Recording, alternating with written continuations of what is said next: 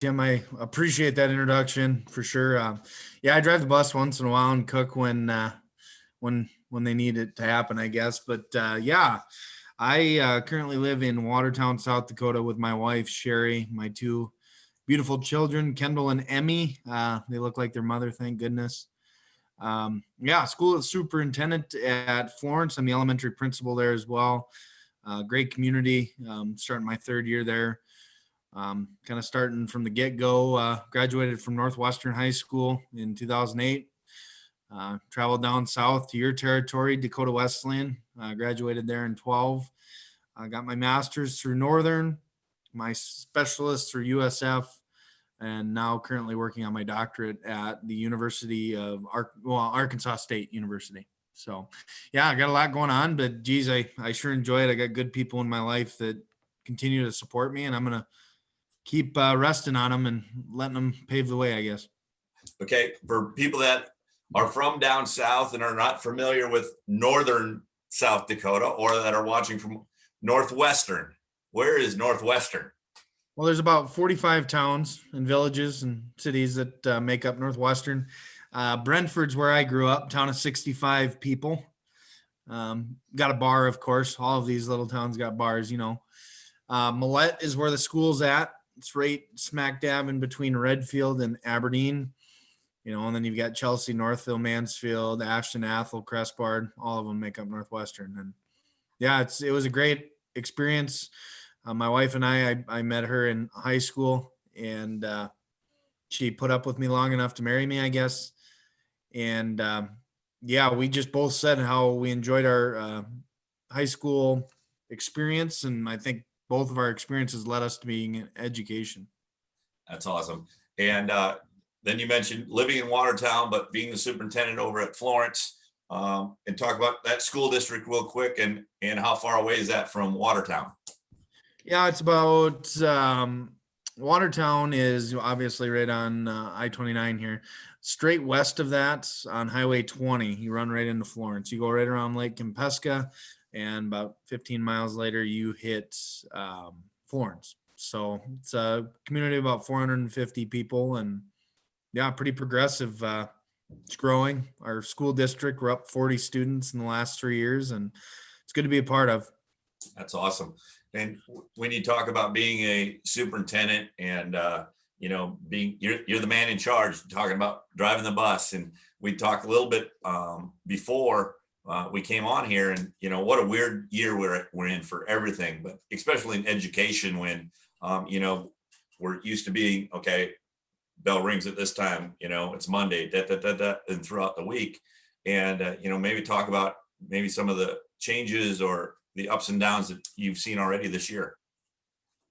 Yeah, I think probably the biggest thing is that we need normal. We need our old normal back. I think is kind of what parents and in our community and students are thinking. But yeah, some big changes. We went to a 4-day week. We take Mondays off to prepare online stuff. And we only have 2 online students, but a lot of quarantine in and out, doing things like that.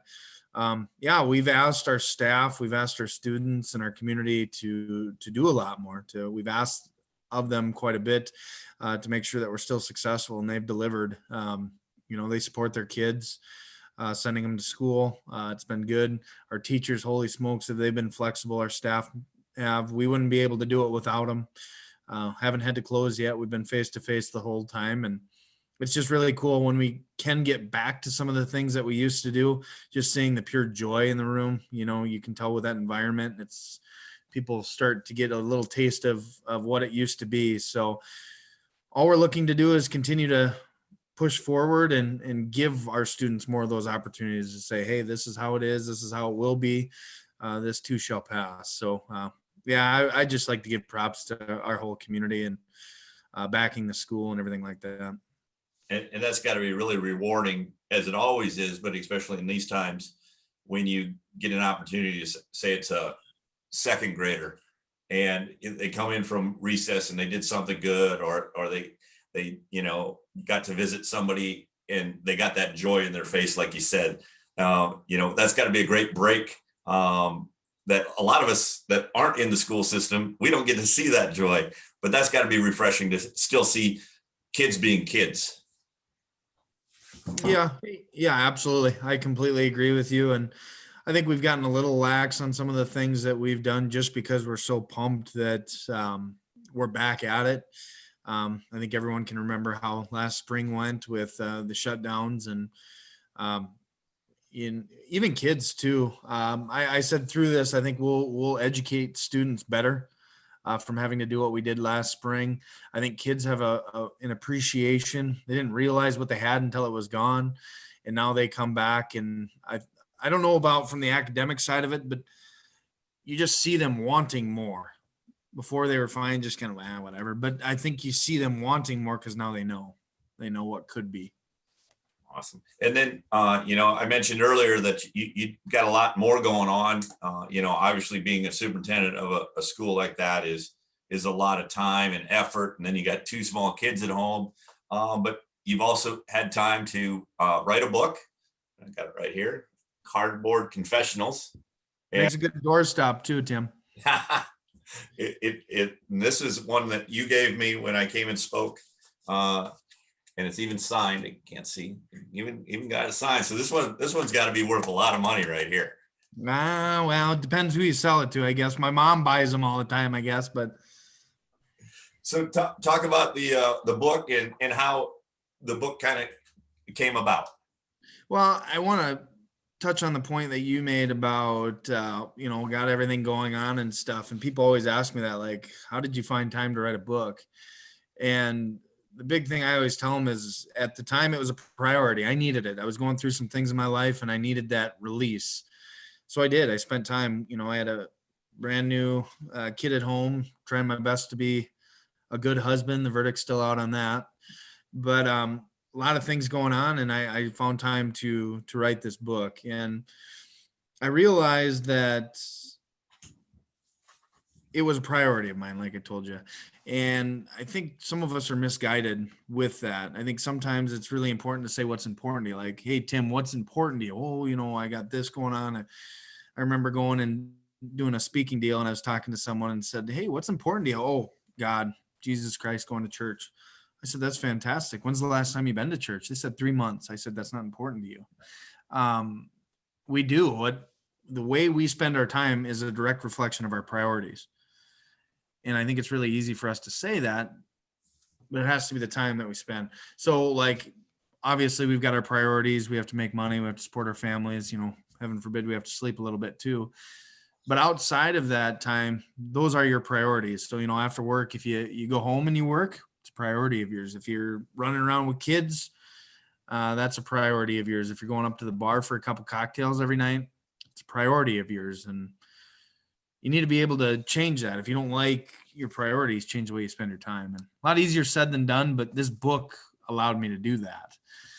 Kind of going off on the book, I guess, going down Main Avenue in Brookings, and I saw a big wall. What do you want to do before you die? And it was painted black and white writing, and there was white lines, and people could write what they wanted to do before they died with sidewalk chalk. And I thought that did a really nice job of kind of showing the character of that community. So I did some research, went home, and I guess it's a worldwide phenomenon. There's 4,000 walls around the world, 77 different countries and 35 different languages. A gal by the name of Candy Chang did it in New Orleans on a big abandoned house after Hurricane Katrina.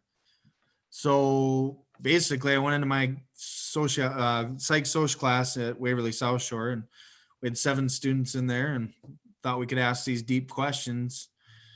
And I cheated. I got to pick the first one. What do you want to do before you die? But they came up with questions that were fantastic. Like, what is something you've given up on? What makes a meaningful life? Define your life in 6 words. What is something that's misunderstood about you? What do you think about when you're alone? Questions like that.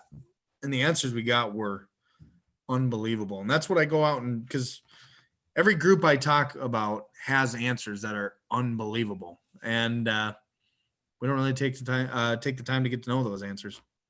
And, as you read those answers, when you asked those questions prior to writing the book, these are high school kids. And, Yep. what stuck out most to you in those answers? Was it, how in depth they were, or how much time they put into thinking about it, or how maybe there wasn't a surprise. Maybe these are high school kids and this is what I expected. I didn't realize how vulnerable they'd get, to be honest. I didn't realize that they're never phased. Like, you don't see kids go out and wear their emotions on their shoulders. They're protected because they're worried about what people think about them. But they were very vulnerable. It was the one time that kids in their day got to be true to themselves, plain and simple. I mean, so many times all of us were pulled in so many different ways, and were judged constantly. And this was the one time that kids got to write whatever they wanted to, fold it up in a box, and they got to be true to themselves with no judgment. And out of those 7 questions, was there one that stuck out as you were reading through them that, this one really hit home to you or to the kids as a whole? So, I mean, geez, all of them. All of them did. And what's cool is I get feedback from people that read the book, and it always seems like it's a different one that they hit. But I remember one of them that we ended up leading to a high school or our sociology discussion, a lecture. One of the feedback or one of the responses were, "What do you want to do before you die? See him one last time."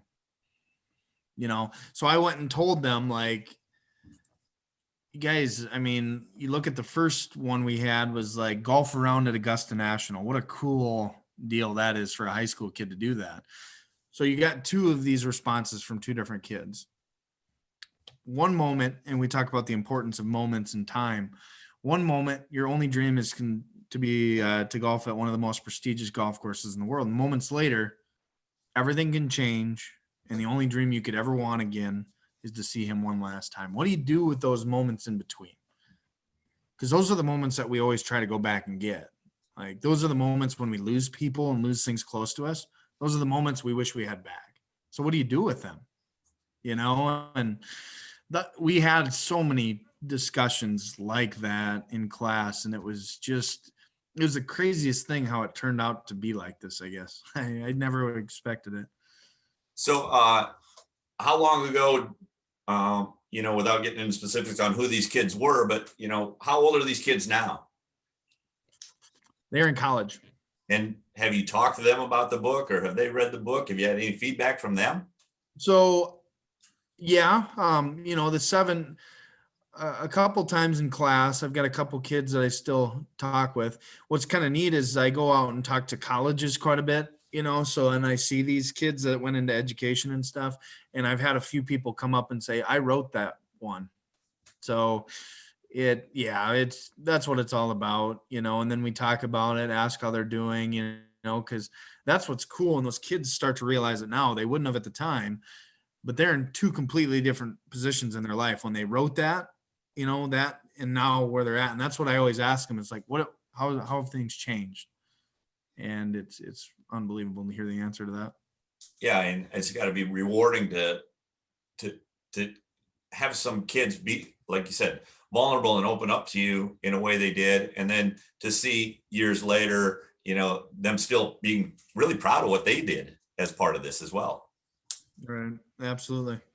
And so interesting that you talked about, the beginning and the end, or, I want to golf at Augusta and then see him one and everything in between there.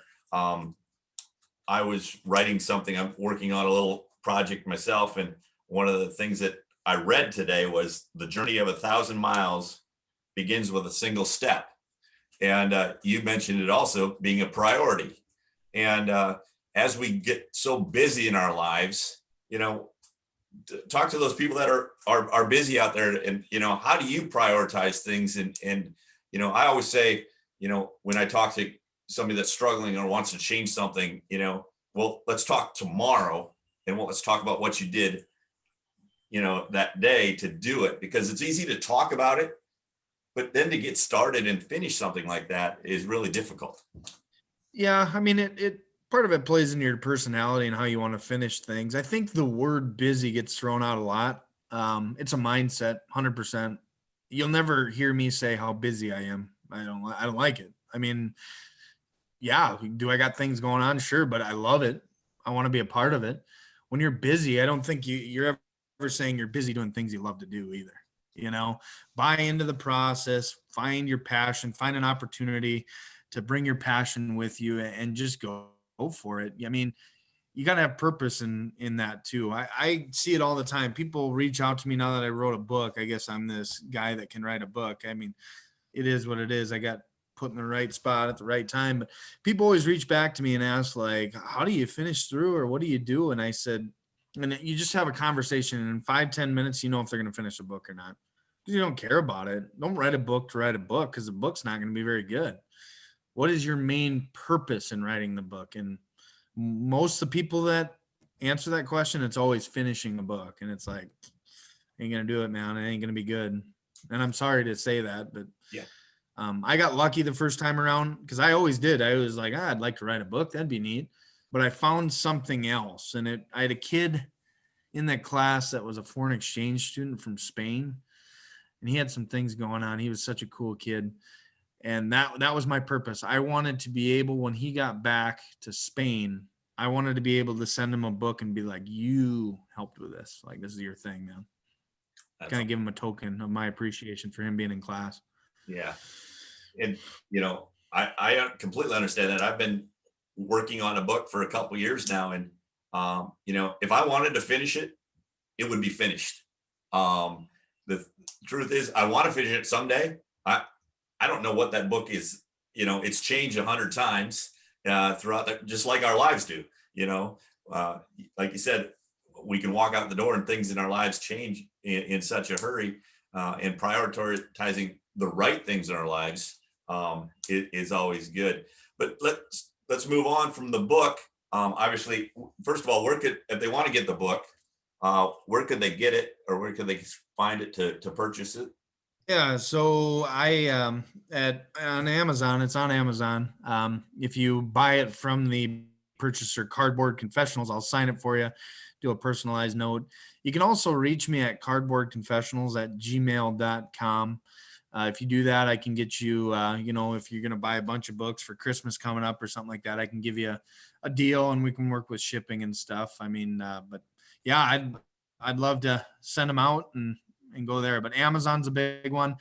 We've got it on ebook. I guess that's through Barnes and Noble. You can get that really anywhere. So yeah, I appreciate that.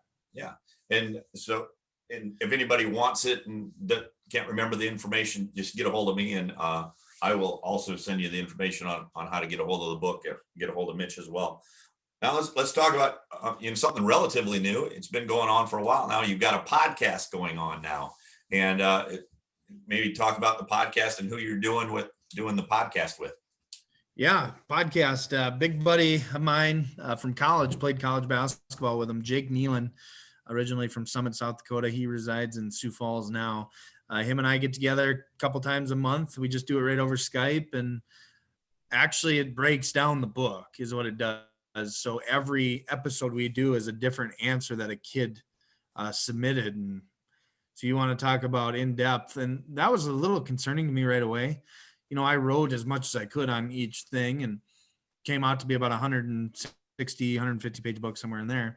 How are we going to sit here and talk for 30 minutes to 45 minutes? And it's like, we have to shut each other off.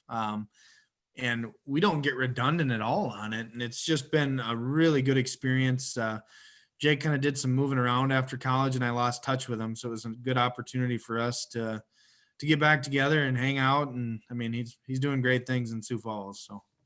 And as you've done this podcast and you're kind of working your way through the book, and if anybody, the Little Things is the name of the podcast, and it's entertaining. Like you said, I've listened to most of them, and you guys could talk forever, and it's like when I'm listening to it, I'm talking with you, because all of a sudden you'll bring up something that is a talking point of mine, or that I can use when I go out and speak. And you can't hear me obviously, but I'm talking right along with that podcast, because there's so many eye-opening and mind-provoking things in that podcast. And you guys, I can tell you guys really enjoy each other's company, and that makes it pretty special.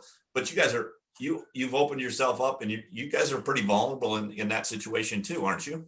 Yeah, you got to be. You got to be. If you want it to be real, it's kind of like the book. I mean, I'm an open book. When I teach a class, I still teach a class to um, in Florence, a career internship class. I'm an open book.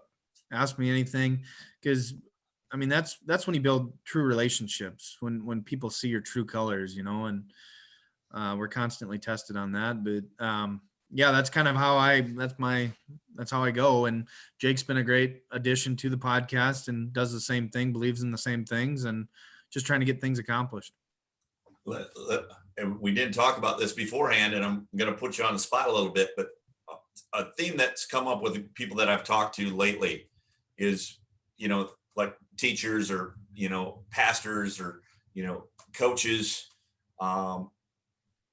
They open themselves up a lot, but there's always that, people are always looking at me, and we're not perfect. I'm not perfect doing higher power sports. You're not perfect as a superintendent and a podcaster and an author. But people are always looking at you and sometimes wanting you to fail. Maybe talk about in your life, how do you overcome some of that? Obviously being a superintendent, you got a lot of parents that are watching you and kids that are watching you, and some want you to fail. Yeah, and you put a chip on your shoulder. I've learned that from an early age that's got to be kind of what drives you to a little bit. You got to prove people wrong. I mean, that's been good on my side of things that I've enjoyed. But yeah, I don't know. Just be yourself. Be true to yourself. I heard this at an early age as well. If you're gonna fail doing what you believe in, not what other people want you to do. And I believe in that. And mine's building relationships. So I am going to be vulnerable. But my goal at the end of the day is that if I do make a mistake or someone's questioning me, they're never going to question how I care for their kids or them. That's non-negotiable for me. I'm not going to have someone come in and be like, why are you here? Do you even like kids? They can pick apart anything else I want to do, but that's what I'm going to go back to. And I think I've done okay at it. I continue to work at it. It's a work in progress, but that's where I'm at. And, it is work. It's not, driving a hammer or anything like that, so to speak, but it is working. On one of your podcasts, you talked about Kobe Bryant and his work ethic. We all see, this great athlete winning championships, scoring a lot of points, just doing amazing things athletically. But in that episode of the podcast, you talked about his work ethic and how that, kind of inspired you to go out and work as well. Yeah, I mean, you gotta obviously role models and getting the right ones is crucial for kids too. And I think we needed them as we're younger, and then as you get older, if you strive to be that for someone else, influential, support people, care about them, you're gonna be what you need to be, right? Thordis Alva said this. I was watching a TED Talk. She said, strive to be the person you needed when you were younger. I love it because I think in education, so many times people don't have that. They might not have that, right? So you need to strive to be that person that you needed, whether you had it or not, when you were younger. And you live by that, find those things and stay true to yourself and live by those kind of things. Yeah. And one other quick on the podcast, one that stuck, and I'm drawing a blank on his name. He's a filmmaker. Sean Cavell. Yep. And he said something that stuck with me. He's talked about leaving the small town and, living in LA and all this, but he said, leaving a small town, it gave me the ability to see what great things are in a small town. And as obviously in South Dakota, there's so many small communities and, with what we got going on today, but you see so many good things that happen in a small town. And sometimes when we have tough times like we got going on, we forget about those things. But I'm sure, in Watertown and in Florence and at Northwestern, and, you've seen so many good things in small town South Dakota that it's tough to quantify a life in South Dakota, when you talk about, making money and all that. But I just thought that was a really neat point. Well, I think the biggest thing is people rally around things they believe in. There's a lot of things in a small town that the small town folks can rally around. Community is a big one. I think a lot of the small they really rally around that and being there for each other. I think that's kind of what Sean mentioned, and I've kind of seen it with me too. It's been absolutely fantastic, the support I've got from where I grew up with all this stuff. I got people that still follow me, and it's been an absolute blast. And I look forward to going home all the time for Thanksgiving, when Christmas without COVID, I guess. But just because of the support, and it's something they can rally behind. And yeah, you never leave home, I guess, and they make it tough too. That's for sure. Yeah, absolutely. Well, we're running short on time. I know you gotta get to daycare to pick up your daughter. So we'll let you go. But again, the podcast is the Little Things Podcast. Just Google that, or is there a special way to get that? Yeah, you can. Well, I mean, we share it on our Facebook page, the Little Things Podcast. You can get on that, and we'll post all that stuff. It's on Apple, iTunes. You can do that. Spotify, TuneIn Radio. It's on all of those platforms. Yeah, go ahead and check that out. Reach me at cardboardconfessionals@gmail.com. Would love to further the conversation with you if you're looking at books, anything like that. I just certainly appreciate the support that I've gotten from the state of South Dakota, the Midwest. I've really enjoyed meeting new people. I mean, without this, Tim, I know you came up and spoke and did a great job up in Florence. And I mean, we're all trying to do the same thing. We're trying to help people in need. And that looks different. I mean, that looks different. Everyone's situation's different, and we're here for them. And if I can go out and speak and touch one person, we've done our job. And it's been quite a ride. And, I get to meet guys like you, like I said. So I appreciate everything. Well, I appreciate you coming on, and I appreciate all that you're doing, not only in Florence, but throughout the state and our region, really, with the podcast and the book. I highly recommend the book, and listening to the podcast. It's been enjoyable for me. It's an easy read. And again, like the podcast is an easy listen. You'll really enjoy that. I appreciate the kind words. I appreciate your time. Anything before we sign off here? Yeah, take care of the people around you, man. They need it. They need it right now. Reach out to people, ask them if they need anything, offer a helping hand. We don't know what people are going through. First step to helping them is appreciating their strength and understanding what they're going through. And we can do that by supporting people and caring about them. And that's what we're here for, man. I appreciate your time. I appreciate it. Appreciate all your support and all your kind words again, Mitch, and good luck with everything. And, have a good night at home and enjoy those young ones. Cause I'm just sitting here. I got my freshman in college is back home because she's at USD, and, they're kind of telling them just get out of here, so to speak. And I got another one 30 miles away. So it goes fast. And so enjoy those little ones. Thanks, man. All right. We will talk to you all real soon. Thanks again, Mitch. Take care.